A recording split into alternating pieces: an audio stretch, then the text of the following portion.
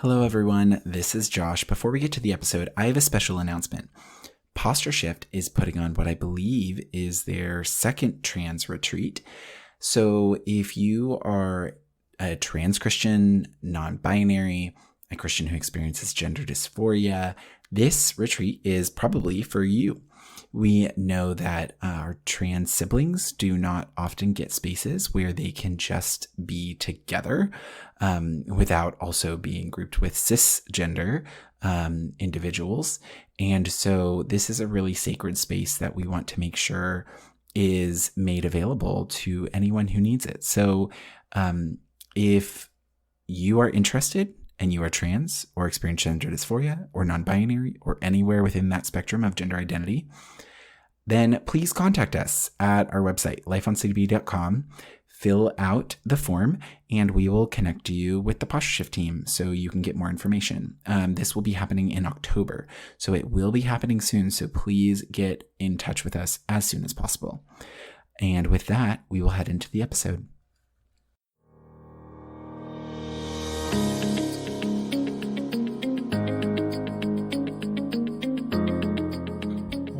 Hello. Hey, Henry. How are you, Bekah? I am great. How are you? I am good. It's so good to hear your voice. Good to talk to you. Yes. I know. I am just trying to survive this Texas summer heat. I mean, the whole country's having a massive heat wave, but yeah. Texas is just oppressive, I'm sure. It's unrelenting. Next Friday is going to be 116. No. Yeah. And I was you come on over to Tennessee. I volunteer the volunteer state.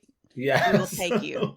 I mean, I'm just literally, I saw that yesterday and I was like, this is a joke. And I was like, okay, at some point in time, this is just not realistic. 160 degrees is not realistic. We will once again come to the rescue of our Texan siblings, and y'all can just come here because it was 67 this morning. Oh. And it was, right now it's sunny and 70. It's perfect weather, Jesus loves us kind of weather in Tennessee right now. What is y'all summers like? Do they get crazy?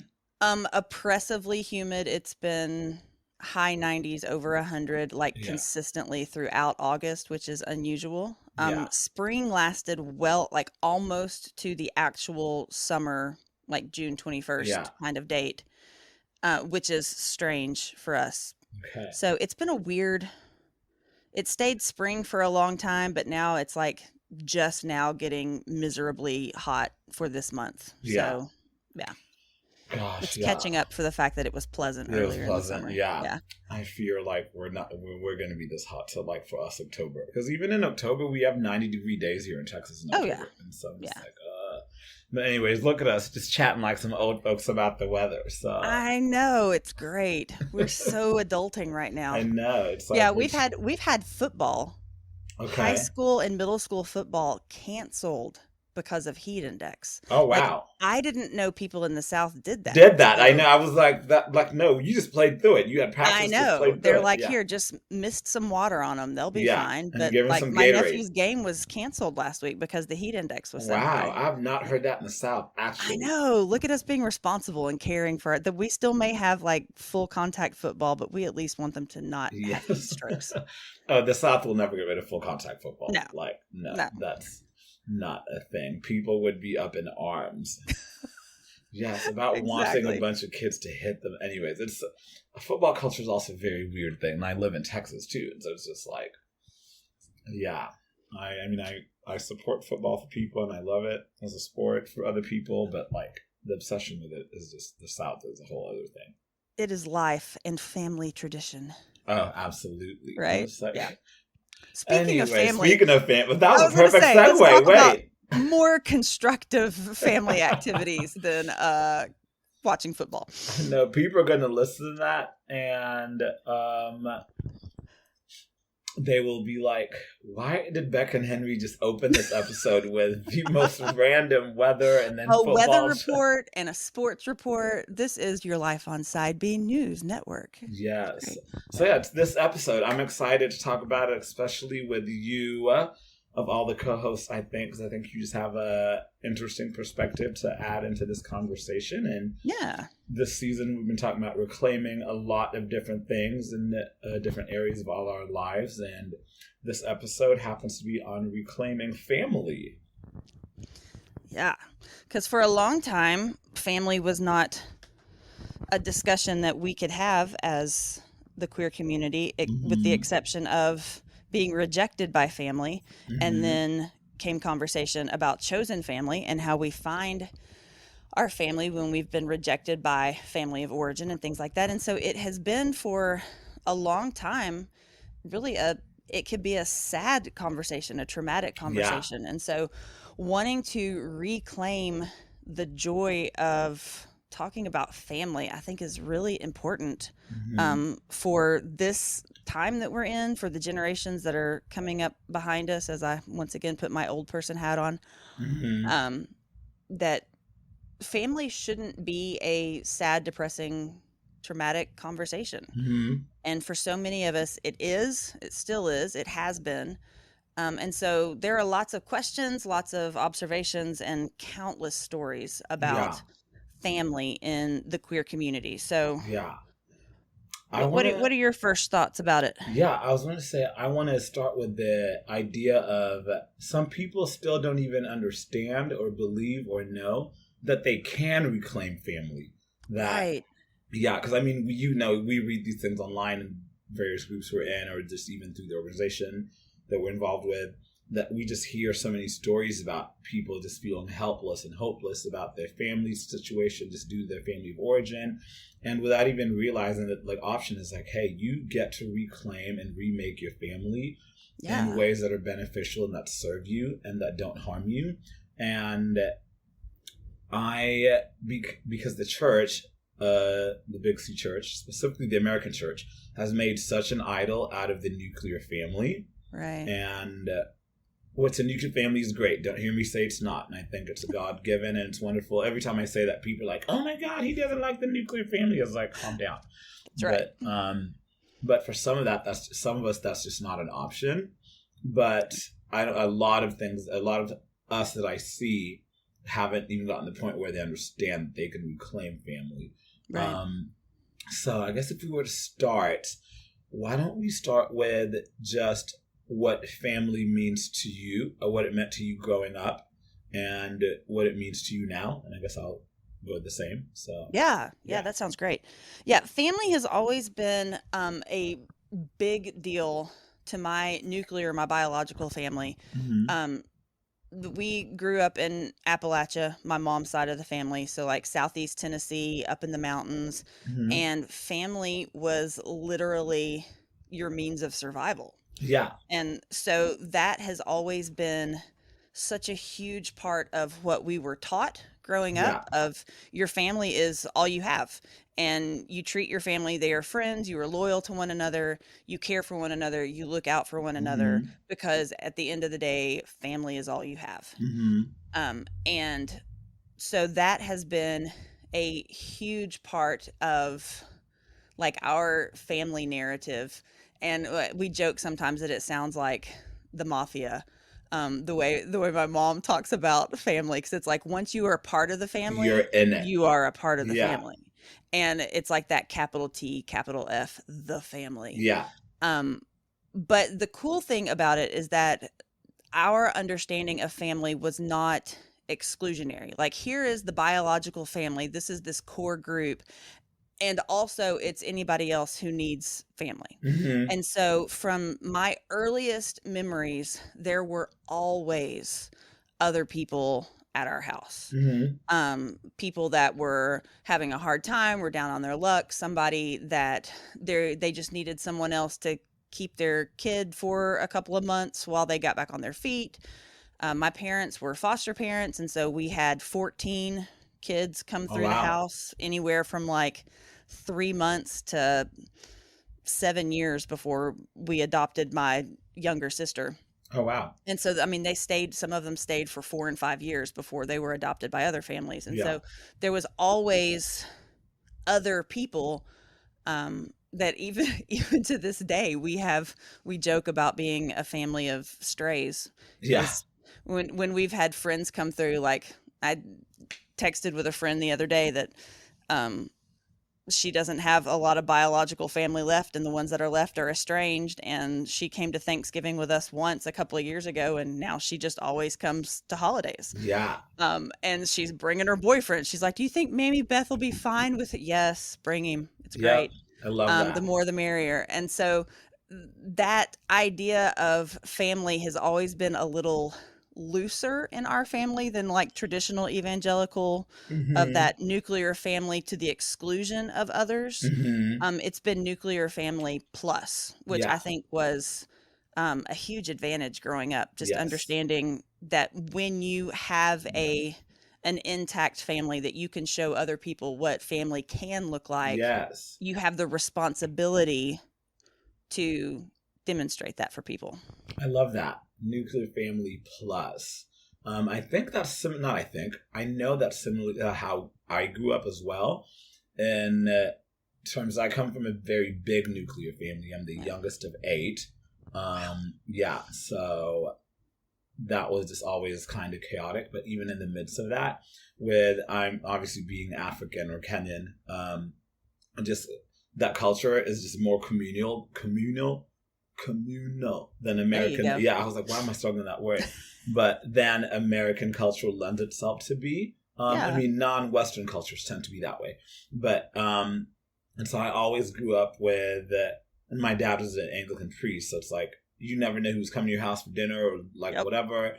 And so I just kind of grew up just seeing my parents model like being hospitable, like having someone who was down on their luck staying at our house or doing that, or so it was like, and then it was just always instilled in me to, without even really saying anything, my parents just modeled it. I was like, hey, Yeah. this is just kind of how we should be as believers, just have an open door policy.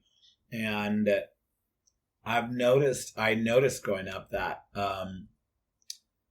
the nuclear family plus, mine was almost it was okay, nuclear family, but then focus on the plus. It's like, we're fine, Yeah. we have this nuclear, and then we were not fine as a nuclear family, but because we had this plus, that kind of filled that void or filled in Yeah. the gaps. And that was really beneficial for me growing up. And it shaped how I see family now, to where, yes, nuclear family is great, wonderful. But to me, the plus is what's so rich in my life that, like, yeah, I'm close with some members of my family of origin. It's important that Yeah. we get together and gather and maintain some of the structure of our nuclear family unit. But, like, for me, I'm like the outlier in my nuclear family now because my plus has become like my core family, Right. truly. Yeah. And I think it's been healthy for me. And some of my brothers, 2 of them that live here in the States, and then I have my twin sister that lives right by me. She has really been wonderful over like the past decade and a half of like, when I became 18 or when I turned 18, I went off college. And it's like, all right, Henry's chosen family is very important to him. And my sister really honors and respects that. And cool. yeah, my brother had like, one of my brothers had a really difficult time with it. He's like, you're always picking your friends over us for this or that. And I was like, no, that's not it. But when I got sick and I was in the hospital, as you well know, but yeah, when I woke up, my brother said to me, probably maybe like a week or 2 later, he was at my house and he was like, I didn't get your chosen family. And he said specifically my gay friends. He was like, I didn't get like how much your chosen family meant to you and why you always have such an emphasis on them. But he was like, the way I saw them show up for you, he's like, those are your family members. He's like, and he was like, and literally my brother was like, especially your gay friends. He's like, they were just rallying around you. He was like, your Revoice friends, your gay friends here from Fort Worth that you grew up with. He was just like, wow. He was like, we could learn a lot about family from gay people. And I was like, come on now. Yes. Yeah. And so how would you say your concept of a family growing up with a nuclear plus kind of impacted your concept of family now as an adult, and just given your own family that you have? Yeah. Like the idea of family, what you just said, that like if you could define family, I think it's the people that show up. Yeah. And a lot of times that's not nuclear family. Mm-hmm. I mean, I have family members that wouldn't show up, that don't show up. And so family for me are the people that show up that I can call and say, this is what's going on. And they're just, what do you need? I'll meet you there. What's going on? That it's that sort of commitment to one another. And building that has taken years. Like, I love the meme that you see on Facebook every once in a while. It's like, I want to share it every time I see it, but it's like, the real miracle Jesus did that no one talks about is having 12 friends. 12 friends in his 30s. Yes. I love that one. that is the miracle, that group of people, as you become an adult and really settle into, this is what life looks like. It's the people that are there regardless of where they live on the planet, what's going on in their life, if their life looks like yours or it looks nothing like yours, but you maintain that trust and that willingness to be committed to one another, is what family looks like. And so, like, now I think part of it is because of things that my parents, not like intentionally or overtly said, but like I had the understanding that if you have the means to be able to help other people, you have the responsibility to do so. Yes. And so, like, as soon as I was settled enough in my career in education, I bought a house and it had an extra bedroom, that it wasn't a guest room that was just going to sit there and look pretty until friends came in town. I have a place that people can sleep who otherwise won't have a bed. That needs to be filled by someone who needs that bed. Yes. And so fostering became a goal, and then it was foster to adopt. And so I ended up, my goal was to adopt minority teenagers, because I was at a school that had an incredible support system for kids who would be coming from environments like that. And I wanted to adopt the kids that nobody else wanted. And God was really funny because he has a great sense of humor. And I ended up with 2 white kids. Toddlers, not even teenagers, 2 toddlers, a baby and a toddler. But having them has changed even my understanding of family, because they were with a foster family before they were placed with me, who has just continued to include us in their family. I love that. When we moved from Louisville, they gave us a key that the keychain was a picture of their family. And they're like, we want you to remember that no matter where you are, you're part of our family. Here's a key to our house. Be here. Don't make me cry. You know, I mean, they still, it's been, you know, I adopted the kids 6 years ago and they still send them birthday and Christmas presents. That I love that. Yeah. My kids refer to their kids as their extra siblings. And so just, it's become a natural part of our lives, so that my friends who love me and love my kids, because, like, let's be real, there are people who are like, I love you, I'm friends with you, not I don't so much do with your kids, right? And I have friends like that, and they're like, I will support you in any way I can, as long as it doesn't require like keeping your kids. But then I have friends who do like the aunt and uncle thing, and they love my kids as an expression of loving me. Yes, absolutely.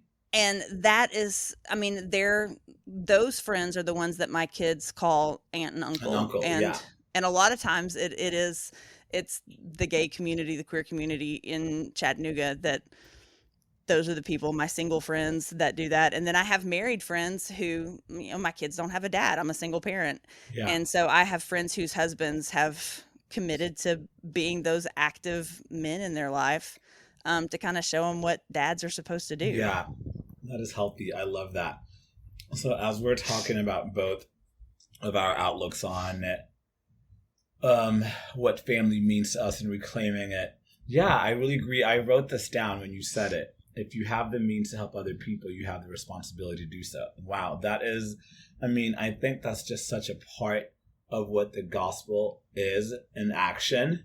Love one another, because, and I always say that too, and I was like, if you have the ability to do something, if you see wrong that needs to be righted, I do feel the sense of it's a personal duty as well. I genuinely feel that way. So when you said that, that really hit home to me. It's like, because how can you not? like, if you can do something about something, why would you not? Yeah. If you're capable of doing it. I mean, because that is the gospel. Yeah. If you want the most practical way to live out the gospel for people, it's bringing them in to a place that is welcoming and loving and secure when they didn't have that otherwise. Yeah. Because that's what God did for us. So living out the gospel seems like that's what that is. Okay, I love that. I just wrote down another question. So as we moving into the chosen family conversation, I want to just quickly go back to the pain that people experience when their family of origin or nuclear family lets them down or throws them out or disappoints them. And that does happen. And so many times I feel like people just get stuck there and don't move forward. So have you ever seen that, maybe not in your life, but the lives of those around you, where a family of origin has really disappointed them, not shown up, and it's just kind of leaves people stuck and maybe bitter towards the whole concept of family as a whole? Yeah. Yeah, and I have situations like that in my family. My brother is estranged from all of us, and it's something that is just incredibly painful. It's like when you've got that shared history with someone, and then you think that there is anything that could break that bond, Mm-hmm. and then to put on top of that the thing that they have decided is powerful enough to break that bond is who you are as an individual. Mm-hmm. It's devastating It's because painful there's not anything that you can do to change that. to change who you are. Yeah. And you're for sure probably not going to change their mind about it. That realizing that the essence of who you are as a person is what that other person sees as a bridge they can't cross. Yeah. It breaks you. And so being able to find people who are going to fill in that gap, like they don't replace family. Mm-hmm. That's the thing that I think it's important to acknowledge, is that as great and amazing as chosen family is, it's still not biological family. Not that that's better, it's just they're not the same. Yeah. So it's going to be a different kind of relationship. And I think that's important for people to understand, is that in ways it can be better. It can be closer. It can be more committed. There is something just unspoken and different about the relationships with people that you have grown up with, as opposed to people that come into your life later. Yes. Just because of that shared history. And that's not something that you can make up. Yeah, you can't manufacture that again. Right. But it starts, and you can start those relationships, because like at this point, my ripe old age of in my 40s, like I have friends that I am still friends with, that it's like, oh, we've been friends for 30 years. Yeah. Because we met in middle school. Yeah. Like that's a lifetime. That is a time to build family. But it doesn't take 30 years to build a family-like relationship with people. No. And I think sometimes that's what trips people up, when they realize my family of origin has rejected me. I'm never going to have that kind of connection with people again. And it's like, no, you absolutely can. It just takes time. Yeah. But you can get those close relationships, have a commitment, because it can be a verbal commitment. Yeah. I am committing to these people. And then you put the time in so that the depth and the intimacy matches the verbal commitment that you've made. That's so fun. You said that right like after I wrote down commitment to forming that, because it takes, you and I are always on the same wavelength whenever we speak. That's right. I love it. But yeah, and I think when a disappointment comes, you said two things that were brilliant. One, about you can't replace the bonds and the history you have with your family of origin. And I found as I've gotten older too, there is a certain pull to my family of origin. I don't know. I started experiencing this about maybe 29, 30, and I might be 34 in a couple of weeks. But to where I started feeling like almost like it's a weird, but a need or like a strange desire to be with my family of origin or to speak to them more. And I don't know if that just happens like life gets crazy, so you want to be grounded in something, and your family of origin is familiar to you in ways that like other things aren't. Right. And a couple of weeks ago, I had a huge catering thing, and I was like super stressed that day. And like the guy that normally works with me, he was there. He was only there for like a couple hours.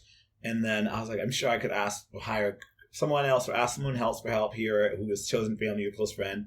And then there was something about it that I was like, let me just ask my brother who lives 2.5 hours away if he can drive down and help. And it was the easiest thing. Like, it was so much more comfortable and easier asking him than like asking someone who lives 2 blocks away from me. And I was like, wow, I wonder if that's because I'm so familiar with how I grew up with my brother and how I know him. So it's like some things are just unspoken. Like, I put out a distress call. I didn't have to say why or whatever. And he was like, hey, he's like, I'll do it. And he drove down. And I was just like, huh. That's cool. Yeah, and we didn't always have that relationship, but I feel like the older I've gotten, we've all just been understanding the pull that we have. And Lord, my siblings and I are a hot mess all the time. So yeah, that does not negate that. But it's something worth noting for me that as I've gotten older and my family, my chosen family has grown, and it's largely my family unit that I operate in, there is still such a desire and a pull towards my family of origin that I think is just a natural part when you grow with people who have known you in different ways than even someone you've known for 20 years can. Absolutely. And that's something I encourage people with is, like, if you have family that is staunchly legalistic, conservative, like they have a side X kind of understanding of being queer, and they're like, listen, you're either going to stop using this language, quit describing yourself as gay, or you're cut off from the family. Mm-hmm. We still have people that face that. It's not enough to be celibate. You also have to use the right words, or you can't be part of the family. That it may be your direct, immediate family. Your parents might be like that. Mm-hmm. But I encourage people to really pray and look at those who are in maybe their more extended family, who you may not have had a tight relationship with growing up, but they're still family. Maybe you have a cousin or an aunt or an uncle or someone that might surprise you in their desire to know and to connect with you. And so take that time to see if you can find people who are in your biological family that are going to provide that family connection and kind of safe place. That there's a good possibility you may find them in surprising places. Yeah. I love that. That's so true, because it's like, just because they're not maybe the ideal thing, but it's like, oh, maybe it's a cousin or an aunt or something that's just like, oh, they can fill that void and fill that need. And so I love that. Let's see what else I write down. So I wanted to go back to the commitment to forming chosen family and what does that has looked like for you. And because I think sometimes whenever people who were kind of starting to form chosen family, they could look at other people who have that, like, man, I'm never going to have that. Like, how do they get there? It's like our friend Art, who just celebrated 10 years with his chosen brother, Nick. It's people are like, man, that's great. But it's like, people don't see the work that it took for Art and Nick to get there. And it took commitment. And so how does that look like for you in terms of commitment, and what would you advise someone to do in terms of commitment? Yeah, I think the most important thing, and it's something that Art says all the time about his relationships with chosen family and with Nick, is that if you're going to commit to be in a relationship with people, you have to be willing to forgive. I mean, that's just the biggest part of it. If you think that friendship, and especially like chosen family level commitment, means that you always get along, there are never going to be difficulties, you probably have a pretty shallow relationship. I mean, the more intimately you know people, there are going to be times that things bring about conflict. I mean, the more real you get with people, the more opportunity there is for you to hurt their feelings, for them to hurt your feelings. And absolutely. Sorry. Yes. Hi, Josh. I was like, what is this intrusive voice in my head? And I was like, oh, that was not in my head. It was. That's right. I like how he unmuted just to say that. That's right. I love our ghost commentator that shows up every once in a while. So funny. Yeah.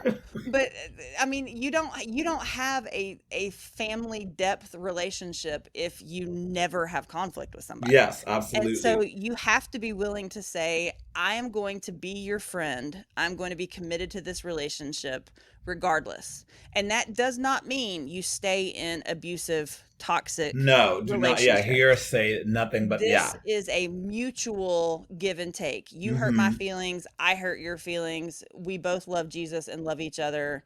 We're just imperfect, fallen, broken people, and Yeah. we're going to hurt each other, and Yeah. we have to work through that. Josh just typed in arguments are evidence of intimacy. That's right. Absolutely. I mean, one of my favorite examples of it, of like making an agreement ahead of time, was when I went to seminary. And a friend of mine was also going, same place, same time. And we just went ahead and decided we were going to be roommates when we got there. Mm-hmm. And the commitment that we made was we are going to stay roommates until we graduate or if one of us gets married. It wasn't going to be, oh, it's just not going to work out. Like, we just aren't really compatible. It was either going to be major life change Yeah. or we finish school. Mm. And that commitment kept us together in a way that was good for our friendship, but it was also good for us as just people in general, because we had some knockdown, drag out fights. Yeah. But because we had made that commitment, we had to work through them. We couldn't just say, well, I'm checked screw out. you, and move out, find a new roommate. Yeah. Because when you do that, you're just setting yourself up for a pattern of, well, when this gets hard, I leave. Yes. And so you want to work through those things to learn how to be committed. Yeah. Because commitment means staying when it's hard, not just when it's easy. Right. And I think a lot of people, they can easily give up. And it's like, oh, this isn't hard. This is too hard, or this isn't fun anymore. I don't want to deal with this. Like, hey, and I was like, that's not how it works. It's like, even when, and it does not mean staying when it's unhealthy or toxic. That's a different thing. So I also don't want people to hear that. But it means like, hey, if this is uncomfortable, like I can lean into this. And on the other side of that, there's growth.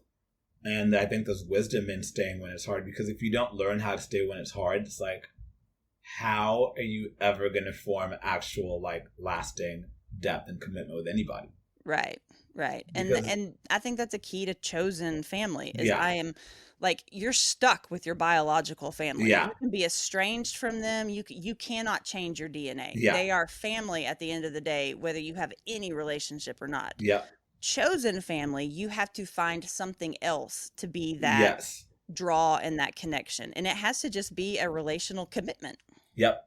And I think so many people just see the fun side of chosen family and don't think that, like, I think chosen family is a risk because people can just change your mind at any time. And so I think it's a bigger risk in certain ways because, like my biological sister, she can't ever stop being my sister. She might not like me. She might not talk to me, but like, which is her and I are very close, but it's just like, she's, regardless of how close we are or not, she's my sister.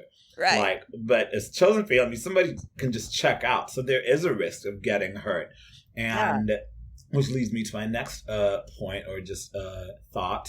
When chosen family does decide to leave and they decide not to stay, and just the pain that comes with that and the heartbreak and the feelings of failure or guilt. Because like I went through something been through a couple of like friendship breakups that were really difficult. And one of them was, 2018 or so, 5 years ago. And it was like, man, this is somebody that like, always going to be there. We're willing to work through the hard things. And then we got to a place where like, they just weren't. And for a season, and I wasn't either.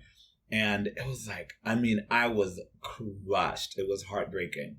And then on the other side of that, 2 years later, it was actually right before Revoice, 2019 or 20, because I was driving to St. Louis, so I want to say 19. And I was like, look, we need to sit down and talk this shit out, because like if we actually literally committed to each other, we've had a hard year, And it's been heartbreaking for both of us. But if we actually met this commitment to one another, let's figure this out. And even now, the commitment or the chosen familyness aspect of our friendship doesn't look the same, but it's still there. We are just now committed to each other in different ways. Now it's more for it's not the little touches of life anymore, but it's still the big ones. It's still the family dinners, the holidays, the kids' birthdays, we're still showing up for that. And then I had one so that was able to be redeemed. Then I had a chosen family one that just blew up, and both of us were like, it's easy for me to place blame on that person because they did something super crazy. But I can also acknowledge how I showed up in that dynamic that was probably unhealthy. But when that chosen family relationship was severed, and there's no chance ever that me and this person are ever going to be brothers to each other again. Yeah. And that's a hurt that I carry. But and that for a while it had me jaded for a little while. I was like, I don't want to make any more close friends. I don't want to add somebody else. This is just too painful and too hard. But over time I had to learn that, okay, people are going to hurt you, and sometimes it doesn't work out, and that's okay.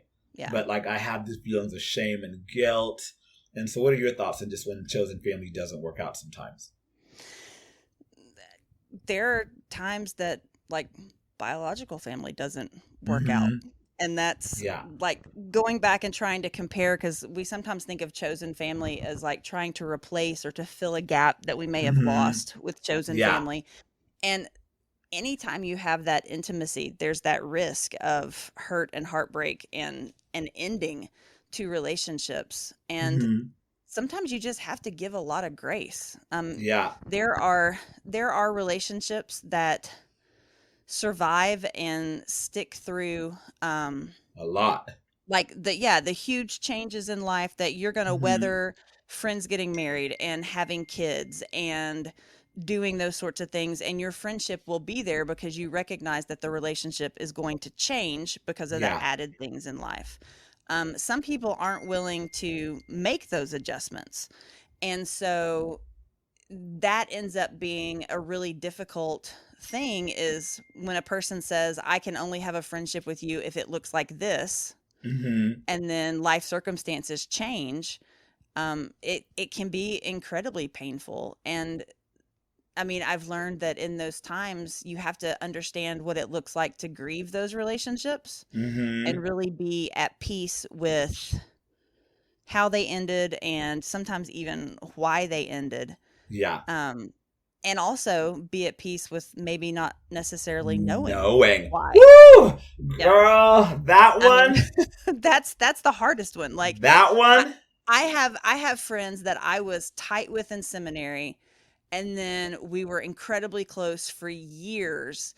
And then around 2018, 2019, as I started getting more involved in vocal with Revoice, they sort of drifted away, and the relationship became very there was clearly a wall, and then it was not having time, and then it was not returning phone calls, or I don't have time to do this, and then they just sort of disappeared. And it's so is there something going on in your life? Is this a response to the work that I'm doing? Is that just a coincidence and I'm being all up in my own head thinking that it's all about me when it's not? But being able to think, I really miss that person, and I cannot pinpoint, there wasn't a fight, there wasn't a disagreement, they just sort of disappeared. Yeah. And it's how do you deal with those things? And it sounds cliche, but a lot of it is I have to just keep handing it to Jesus. And when I think of those people, I am grieved to, I have one, I reached out and sent her a message on Instagram last night because I saw something that just so blatantly reminded me of her. And I was like, I needed her to know that regardless of what had happened in our relationship, that I still thought of her, and that I missed, I wanted to reach out and just see if there was something, Yeah. And the reply was very formal of, thanks, I hope you're doing well. No connection. And it was okay. God. It's just that reminder of, it's not me. Yeah. Right. Man. And sometimes that gives peace, but yeah.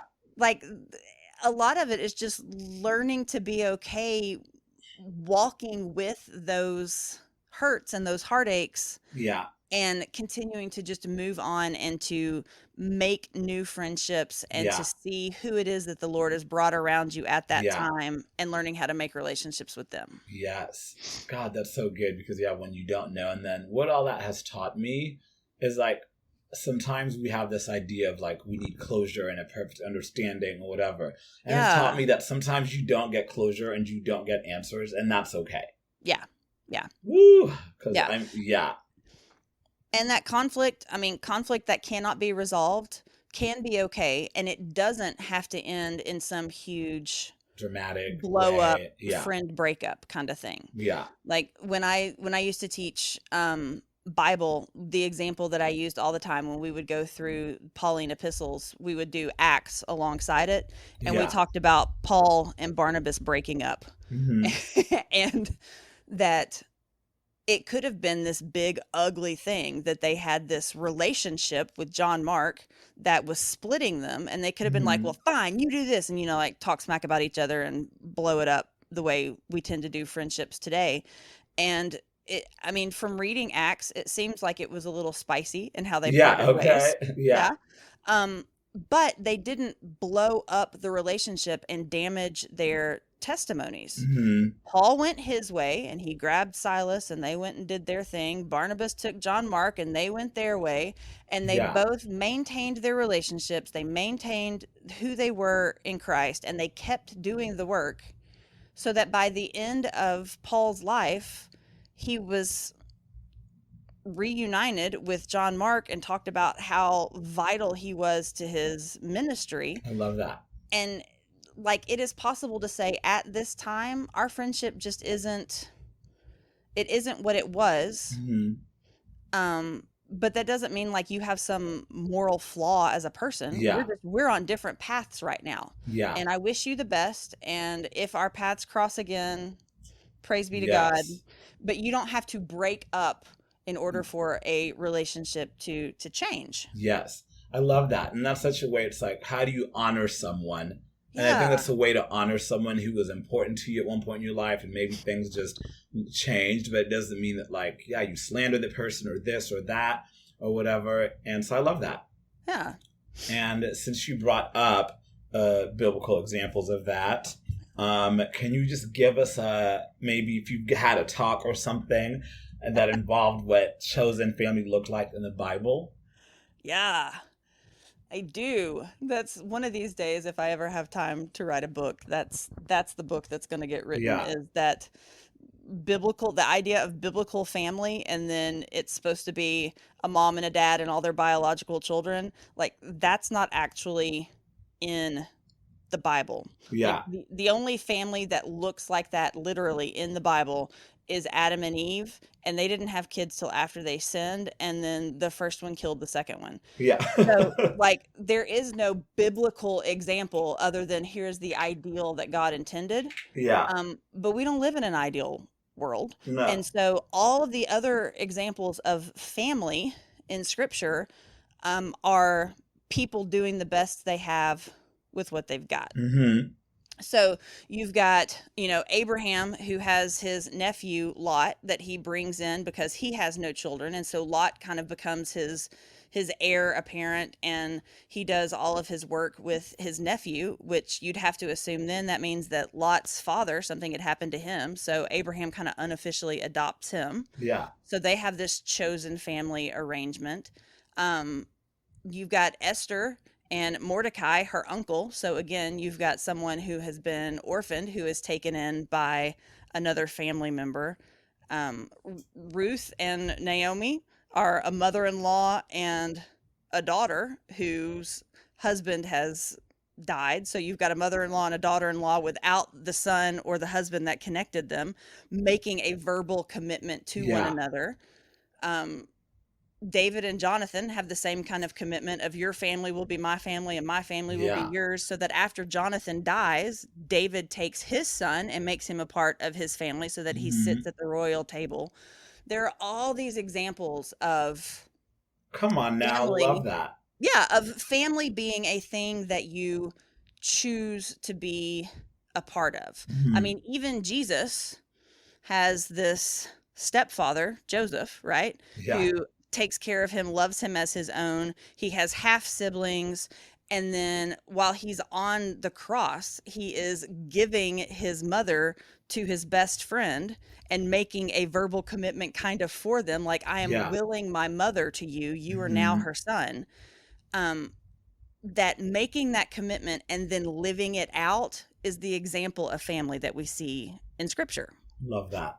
And that is what we have a lot of detail and a lot of instruction in building family, are those chosen families. Because ultimately, when you're looking at like the grand narrative of Scripture, since we just finished our little theological study, that in glorification, in the consummation of everything that God intends, biological family, it doesn't register into the economy of eternity. It's our spiritual family, those who are adopted into the family of God through our brother Jesus, who are the ones that relationship.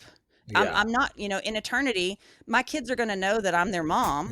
But we are going to be siblings in Christ, and we will interact with one another as siblings. Those relational things that were here on earth are transcended when we get to eternity. And so as we look at one another as adopted family, as chosen family, and we see one another as siblings as opposed to competition or sexual partners or whatever else that we tend to first view people as, we're getting a little closer to what eternity is going to be like when we understand that chosen family is really what should be the primary goal of Christians. Yes. Oh, I love that. I mean, back about the word. Exactly.